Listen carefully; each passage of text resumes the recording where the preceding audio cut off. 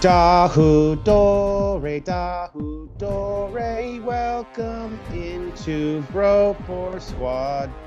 That is our new Whoville-centric intro to the Bro Force Squad podcast. Welcome in to our movie commentary, or I guess special commentary, on Dr. Seuss's How the Grinch Stole Christmas from 1966. I am your host, the Mayor, Jeff Hornacek. It is Christmas season. Thank you so much for joining us. Right now, we are watching this special on Peacock. We currently have our film paused at the 6-second mark. So while you go pull it up and get there, let's pass around the roast beast and meet my fellow bro tonight. It is our legal counsel, Ronnie Cycli. Now, Ronnie, technically the Grinch does not break and enter at all in this movie, as he enters through the chimney most times. So legally speaking, what recourse would any of the Who's have? And also, what jurisdiction does Whoville have as far as prosecuting him? Because technically he lives up on the mountain. What a lot of people don't know is the Grinch is actually the Attorney General for Whoville. That's why he's also grumpy all the time. He's a workaholic. He's always dealing with miserable crimes and criminals, and it's just really driving him crazy. So he's not going to prosecute himself. And as you pointed out, everyone knows that you cannot break and enter through the chimney because Santa Claus needs to come in, and you're not going to arrest Santa. So, you know, if you really want to put a cage on your chimney, you can, but the cops aren't coming for you. So the Grinch knew exactly what he was doing. Genius. Great play. I wonder how much Max was in his ear giving him that litigious advice. No, Max is the brains behind the organization. Yeah, he's the brains and the brawn. He kind of reminds me of myself. All right, again, we're paused at the 6-second mark. We're going to unpause and head down to Whoville in 3, 2, 1, play. Cycli, correct me if I'm wrong. Did we, for some reason, get to watch this? Like, I feel like we watched this in high school for some reason, like in school. I wonder if it was one of those things where we finished a final. And, you know, like the day after you finished a final and you went back to class and there was like nothing to do. So, yeah. But can I just say really quickly, I don't know why it's never hit me or triggered until you started singing the Whoville theme there at the beginning. Shades of Midsummer. Oh my God! There yes. is some like I was like, whoa, is this really a cult movie? Is the Grinch angry because he was never invited into the cult? I mean, it makes total fucking sense. Whoville is definitely a cult when you think it like. Roast beast is clearly like another who they've killed and sliced up and deep fried. Disgusting. Yeah. This movie, I mean, let's talk about classic. When you and I were discussing a commentary to do for Christmas, I was utterly shocked we hadn't done this one yet. You would think this would be like the first on the list. Right. It's simple. It's quick. It's a classic. Everyone's watched it. Everyone's read the book. If you haven't, you've read it to your kids. It's like, I remember watching it as a kid, but I remember when they did the live action and wondering how the hell they were going to fill in to make this a full movie. I mean, I like Jim Carrey's performance in the live action, but I think we can all agree Dr. Seuss is sort of inherently just unadaptable to live action film. Because the imagination that he has, like illustratively, and just like the words that he uses, it's like almost impossible to capture that in live action, I feel like. The only person I can think of like who I don't know, maybe could do Dr. Seuss in a weird way would be Tim Burton. Because both of them have such like abstract, ridiculous imaginations. Yeah. Like I'm not the biggest. I mean, Tim Burton's hit or miss for me, but yeah, he like sometimes I think of Dr. Seuss and Tim Burton in the same way. When I think of like some of those like Beetlejuice or something like that, it's like who's coming up with these visuals? I love the Grinch's physique. It kind of reminds me of me, right? Like. If you just took like a headshot of him from like the chest up, you'd be like, oh, this guy's probably like 135 pounds. It all just lies right there in the gut, though. He drinks a lot of Bud Light.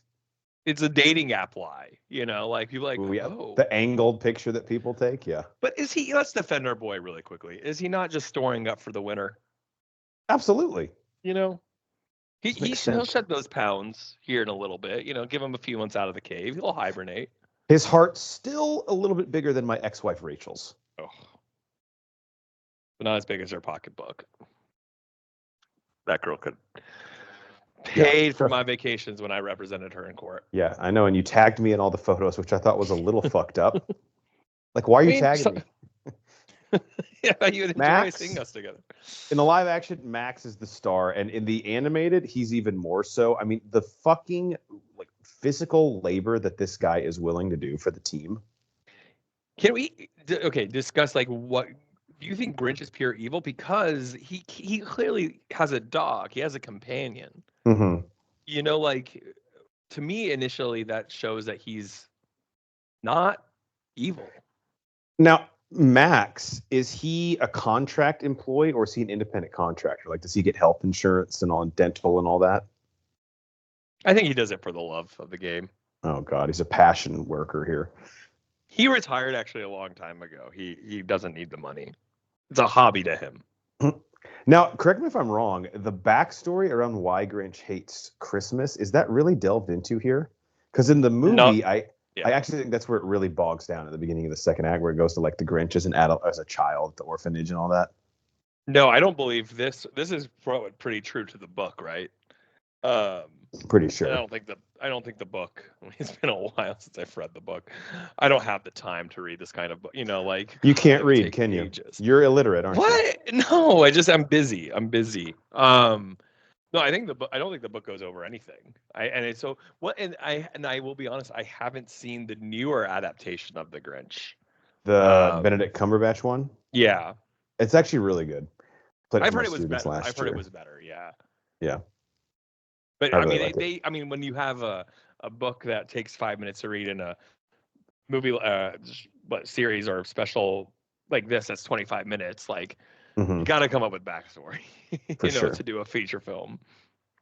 I'm getting definite like Mousetrap vibes from some of these Whoville gadgets. Speaking of a game that you remember being fun and then you revisit it as an adult, Mousetrap does not hold up. We were at Target. Very boring. We were at Target over the weekend and they had like a bunch of classic board games on sale. It was $6.99 for Mousetrap, and I thought about buying it, but then I was like, we're never going to play this. My wife and I literally fell victim to that exact thing, and we played it when we got home, and we're like, this isn't fun. You don't do anything other than to build the thing, and then you build the thing, and it's done in 3 seconds, and you're like, stupid. Oh. Dumb.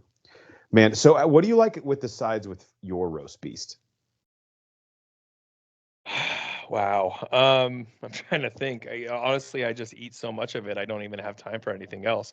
Yeah, it's really that's kind of a letdown though. The one strawberry, I will tell you. Yeah, I feel like there's a more efficient way to just get Cindy Lou Who one strawberry. Is she like royalty in Whoville, like some elitist who looks down on all the other Who's? Yeah, exactly. Were those slave servants? Like, who were those people? This might be a dumb question. Horton hears a Who. Is that canon to this? And is that the same Whoville that he talks to on the Dandelion that we're visiting right now? Have literally no idea. I'm going to say yes. Because then what's Dr. Seuss doing here? If he's combining two things with the same name and they're unrelated. Yeah. I'm going to have to Google that. What would be a good defensive villains would be for the Grinch. Absolutely. Pre-turn Grinch. Yeah, this is a cult. I mean, let's just say it. And then in the middle, it shows a desecrated corpse. They sacrifice one every year. So it's still less than Midsummer, but I guess this is probably more frequent than Midsummer, right? Yeah, every year. And that's, look how happy Max is. And that's the thing. What particularly you think drove the Grinch so crazy this time around? Because clearly he's been living this all the time. Yeah. I like to feel like Grinch is almost like a Mark Wahlberg in Shooter. Like he wanted to go off the grid and just fucking live in the mountains and clean his shotguns. And then Whoville like sprung up near him and he's like, God damn it. Commercialism caused these people to move here. He just said he's put up with it for 53 years. So I get it. I mean, everyone has their breaking point, of half a century. I feel like that would be my area where it would be like. Also, great gif right here, by the way. Imagine. Oh yeah, and a great Home Alone 2 did a great job with Tim Curry doing that exact face. Oh yeah. By the way, Horton Hears a Who. Yes, it is Whoville. Interesting. It is the Who's of Whoville. Grinch very resourceful here. I mean, he's able to make his own fucking suit. Well, what do you think the Grinch does all day up there? I mean, he has to have some sort of business, and I feel like he definitely works with the Who's. Like they know who he is, right? Yeah, he's like Daniel Day-Lewis. He's like the local cobbler, but he's sort of a recluse as well. So when you go to him, he doesn't want to chit chat with you. He just wants your fucking order. And the Benedict Cumberbatch one does a really cool job of illustrating his inventiveness. He's basically like an engineer in that movie, or like a scientist. It makes sense. If he's gonna live up there for 53 years. Yeah, read a lot of books. Oh, Max. Oh, Max. Why? And why is the Grinch so mad at him for that? Come on, you didn't see he was up there. Well, I don't want to say this, but the break room fridge, someone ate the Grinch's lunch last week, and he's been suspecting it was Max this whole time. There's no way it was Max. It had to have been someone else. Also, so this tells me that Santa is in this universe too, right? Yes, that's true. It has to be. So yeah, unless we're supposed to believe that the Grinch just fucking came up with the idea of Santa on his own. Right? Like, is this the origination of Santa? Because there's no mention. He is saying reindeer. So obviously, as a kid, you're like, oh, he's being Santa. But then where's Santa? Does Santa show up? No, he doesn't, right? No. Maybe because Whoville is microscopic, as we learned in Horton Hears a Who. That is beyond the ability of Santa to reach it. As someone who has not seen Horton Hears a Who, seen it, that was massive spoilers. Sorry. Although I do think it's established in the opening scene. So you're telling me the Grinch is like they're all minuscule. They're microbes, and the Grinch is like some plasma thing. Basically, they're the size of like a bacteria. Okay. Because in Horton Hears a Who, Horton gets this dandelion, and he hears one of the Who's speaking to him, and Whoville is like microscopic on the dandelion. Although, now that I remembered, in the Jim Carrey Grinch, Anthony Hopkins narrates in that opening scene. I think they zoom in, and all of Whoville is like a speck on a snowflake. That makes sense, but it always makes me think like, how are we? We might be, a microbe to a larger entity. Oh yeah, it's like the end of the documentary Men in Black. That's exactly where I was going. Yeah, at the end we're just marbles. Fucking Max.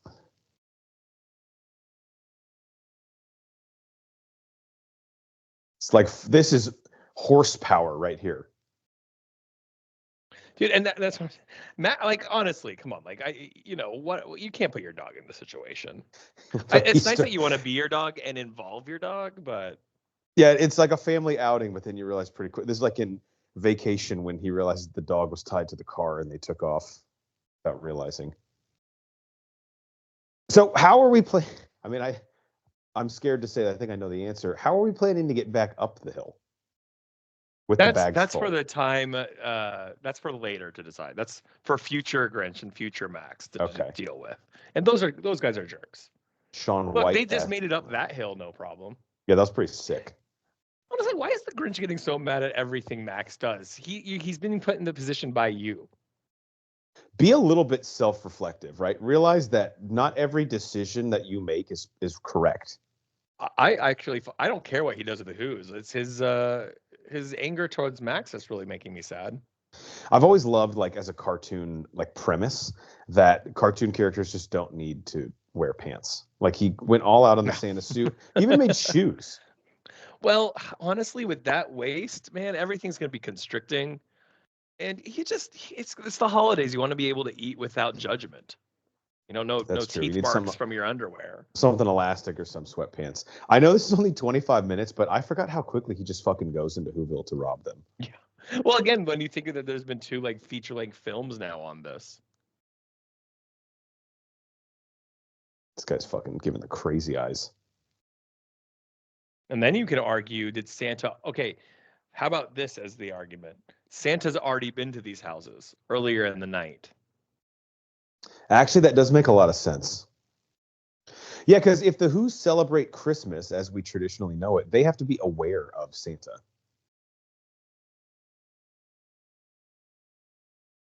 Cycling, I'll let you share, but listeners at home, Ronnie Cycli and his wife are maybe two of the luckiest people I know. They put it up the other day. By happenstance, the greatest Christmas decoration of all time. Christmas. CHRISMAAS. Sign that goes over our fireplace. It was not supposed to be that way. It was a sign that said Merry Christmas, and we unrolled it. We put it over our fireplace, and it took us a few days to ever notice that it said CHRISMAAS. We want more Chris's. I'm so jealous. And at first, wasn't you or your wife like, should we take it back? And you were like, yeah, fuck no. We were like, no, this is a thing now. So we've had it for like. I'm so jealous. Yeah, I think it was one of the. Actually, it might be 10 years. It was like when we first moved in together. One of the first Christmas decorations we bought. Like, I pray now that I get something misspelled like that. That is like a fixture. I'm glad it went to us and not some Karen who would have flipped their shit. Yeah, and like written a bad review and then returned it. Yeah. Oh, by the way, that just shows you how Grinch has to be a pool shark. Like that 100%. Was impressive what he just did with those ornaments. Him and Uncle Phil have had some epic showdowns. Taking the star, that's just fucking. I'll tell you what, this guy, if he moonlights as like a guy who works at a moving company, there's some real efficiency happening here. Yeah, and again, especially considering his like you said, his body size right now, he's efficient, he's quick, he's agile, he's flexible. The song right now is, of course, the iconic "You're a Mean One," Mr. Grinch. We can only do that for 10 seconds before we get in trouble. So yeah, that's true. Sleeping with actually candy in like another 30 years or so, it will be public able domain. To do that for free. Yeah. What's the statute of limitations on that? It's like 70, 80 years. I can't remember exactly. I used to know this when I did trademark law, but it's been so long. Our podcast only has like 68 years left. It's technically supposed to be like 2 generations worth. That's why like Mickey Mouse, or maybe it's 100 years now. It might be 100 years now because it was originally like 60 or 70, and then all the artists sued and they made it longer. Who hash, is that like a breakfast or is that like actual weed? It's drugs. Yeah, Got it's drugs. There's a reason why the Who's have stunted their growth. It's just they smoke at a young age. Sorry for partying. Jeez. Does no one in Whoville turn the lights off when they sleep? No, that's what I'm saying. They're clearly an entity or community that just doesn't care about others. They just spend their money. They like make 8 servants come out and bring you a strawberry. It's just. They are literally just materialism at its worst. And that's why I side with the Grinch sometimes here. Based on the size of that ornament when it fell off the tree, Cindy Lou Who was like the size of a fetus. Yeah. And also, why is he the Grinch so scared here? I never understood that. Oh, he does mention, yeah. Maybe he's like seen videos of YouTube of Cindy Lou Who like getting people in the Black Widow leg lock and killing them. He's like, Jesus Christ, it's you. She does look like if this was a horror film, like that's the kid you like know is. Oh yeah, you can't trust that face. This is actually a great excuse. He fib-fooled. That's rum that he gave her also. Oh, that will help her sleep. Plus she lost a tooth, so it's like rubbing on the gums. Yeah, it was 3 weeks ago though, man. She keeps losing more teeth just to get more rum. She has a problem. Yeah, I think she's addicted. Wow, ruthless gets the fireplace. I mean, he lives in a mountain cave. He's going to need the wood. That's a survival move, okay? It's not me padding the stats. I actually need this. He took all the food and the couch and the furniture. I mean, also, what kind of house are they living in? There's a mouse in the house. Yeah, when he was like knocking the ornaments in that hole, I could definitely tell that like mice had lived there. If you think about it, look, I know it's a little bit premature and kind of defeats the purpose, but we got to do Christmas Eve night, the celebrations. He's just helping with the cleanup a little bit early. Oh my gosh. Can I tell you that I'm a pro Christmas Eve guy? Like I, as a kid, there was almost something magical about Christmas Eve. I don't know why. Oh, it's way better than Christmas Day. Yeah. There's more pressure on Christmas Day, and you have to do like the family stuff and see people and family friends. Like Christmas Eve is like. And if I'm being honest, Christmas Day, even aside from that, is like an emotional letdown. Like it's over, Yeah. Yeah. There's the excitement with Christmas Eve. It's The like you real put the best part, we can fire all on. agree, Yeah. is like the 21st to the 24th, because you're probably off work and you can actually find like you're like super in the Christmas mode, like you're celebrating. There's none of the pressure of like seeing family and stuff. So it's really like it's like the calm before the storm. Yeah, if you're like me, you're doing all your Christmas shopping on like the 22nd and 23rd. Absolutely. Yeah. But it's efficient. I'm like, let's go. Like, you're highly motivated. I don't want to do Christmas shopping now. Like, why It's are you great eating when ice cubes, bro? That's gonna melt in your bag and get like a little rum wet. and coke. Stink, stank, stunk. I love the of evil. They do show him to be like literally not even caring about a leaf. Like, just What if he really wanted to fucking piss off the Who's and he put up a bunch of Kwanzaa decorations? I don't. That's not a diverse community. They would not. No, they would happy. wake up and lose their shit. They've burned some crosses in that community. They'd be like, "Kill me in my sleep before we decorate for Kwanzaa." And that's where even Max would be like, "Hey, we're crossing the line here, bud." Look at the leg drive. You don't think don't think you would give Max the ball on 4th and inches? You would have to, unless you're Pete Carroll. Right. Then you've got a play action and 30 or number 5 receiver. I mean, this is really impressive for like a 10-pound dog. Real quick, after that play, I remember someone tweeted like, "Motherfucker didn't even drop the play to the best Lockett on the team." Like, what are you doing? Ricardo Lockett? Not Tyler. No. No one will expect it. That's the beauty of the play. That was the Cycli strategy. No one will expect it because it doesn't make fucking sense. Yeah, it doesn't gets the people going. Clearly they took a wrong turn there, right? Yeah, was he hoping to just like fucking ramp off this thing? Yeah. Max is an adrenaline junkie, but even he has his limits. Like physics still exists to some degree. I do respect that Max has kept the fake antler on the whole time. I don't think it's not fake. He's actually just grown into his body after all the work he did. Yeah, this is all natural, man. So the iconic scene here in a second. There's an alternate version of this movie that exists somewhere where the Who's, instead of just celebrating Christmas anyway, they get on a bloodthirsty rampage. They go up to the mountain. They cannibalize the Grinch. It's basically Beauty and the Beast. It's like Gaston riles up the troops. Exactly what it is. And then they serve Grinch. Right, yeah. The roast beast is now it's the side dish. Grinch leg is the main dish. Also, Grinch is that why there's only one Grinch? Like they hunt the Grinch every year, and then there used to be 80 Grinch, and he's the one left. It's like the dog chasing cars. They almost don't want to catch the last one because then the hunt is over. I mean, I get that they're still celebrating Christmas as the spirit of Christmas, but wouldn't one person be like, "Hey guys, I'm down to keep singing and celebrate for the spirit of Christmas, but you were robbed and you guys were all robbed. We should think about that as a community. Something happened. We should file a police report." Yeah. Like, this seems culty, guys. We can't just turn a blind eye to select crimes. Where do we draw the line? So this is actually a satanic entity that they just summoned? I think so. Actually, I think there's a little fucked up side of the Who's. Now I need to watch Dr. Seuss's Horton Hears a Who to really get to know the backstory. I hope it's really dark. Yeah, I wonder if I'm sure there's some fucking nerds out there on the internet, and if you're one of the people who wrote this fan fiction, I am talking to you, who have written canonically which one comes first. Ooh, that's an interesting question. I need to watch this now. What I love here in a second, well, I mean, I'm a little ahead of myself, is, the Grinch realizes that the Who's don't need presents to celebrate, and Christmas is so much more than that. And he goes down and returns the gifts and trees to everyone, and he's like the savior. I'm like, I would be the guy in the crowd, like, dude, don't. But you're the one who took it. Like, why are we cheering you?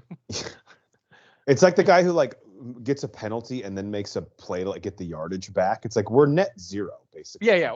I mean, if anything, you didn't do anything here. Right. Your existence would have been we would have been in the exact same situation. If you never came down and did this, there would be nothing to return. Yeah. And why are we praising you for this? This is the bare minimum of things you should do. Also, I think you abused that dog, so we're gonna take him from you. No, I trust the Grinch more with Max than the Who's, to be honest with you. There's another story that's, untold. It's the sort of like lost in the shuffle here. There was a couple who was like on the brink of divorce, and they woke up and the wife saw that the husband forgot to lock the door and all their shit got stolen. They got in a big argument. Their marriage ended. She packed her shit and left. By the time the Grinch returned it, he couldn't get a hold of her. She was on her way to Tallahassee. And in all honesty, if that's what it takes, that you were done anyway. Christmas presents were. It was good. That was going to delay. But he would have liked to know that it happened on his terms. And now you have an irregular heartbeat, so this is another problem. Honestly, an enlarged heart is not a good thing to have. So we should get that checked out, and especially that quickly. That's really unhealthy. And with him like basically being a small business owner up there, I can guarantee you, like we said earlier, his health insurance is not going to cover all those stock. No, definitely not. It's a pre-existing condition. This is pre-Obamacare. Yeah, his out-of-pocket maximum is like 8,000 shekels. Now he just is going to crash through the fucking prayer circle. Oh, that was weird. Okay. I always love how like that opens. Like, did they moonwalk? And I would be like, whoa, that present wasn't for that person. You're just throwing these out. Yeah, now you're giving people the wrong shit. And also, like, I've had this wrapped. I wanted a little bit to be a surprise. See, the Office was like the iPod, the video iPod, and everyone else is like getting like the great thing about a gift is you can tell someone, I care about you this many dollars worth. See, look, there are no sides to the roast beast. Yeah, it's just the right. Roast beast. Roast beast does look good. This is a weird thing to point out, but when like you have a big group of people eating and there's like a communal thing, like for food, and you pass it all the way down. This is the first time that I saw that concept, and it kind of blew my mind. Wow, that makes sense as a kid, yeah. But also, don't you love that? So he steals their shit, he returns it, and now he's invited to be the head of the table at dinner. He's the hero. I would be the one in the room going like, "Hey guys, like, what's happening here? How are we all okay with this?" A sequel idea is there's another Grinch who fucking hates this Grinch, and he's like, "That's bullshit that he did that and got to eat at the head of the table." All right, well, that is Dr. Seuss's How the Grinch Stole Christmas. Honestly, could have done like another hour of that. Yeah, if only someone would make a feature film. Yeah, but we're not that lucky, are we? Cycly, final thoughts on the fucking classic that is How the Grinch Stole Christmas. No, it to me it still holds. I think it 1966, and I watched it probably when I was like 3 or 4 years old, early 90s, and I think it hits just the same for kids today. I don't think a 4 or 5 year old watching that is like, what's with the animation or what's. It's just such a fun, silly, quick, adorable story. Music is great, obviously iconic, like the Grinch theme.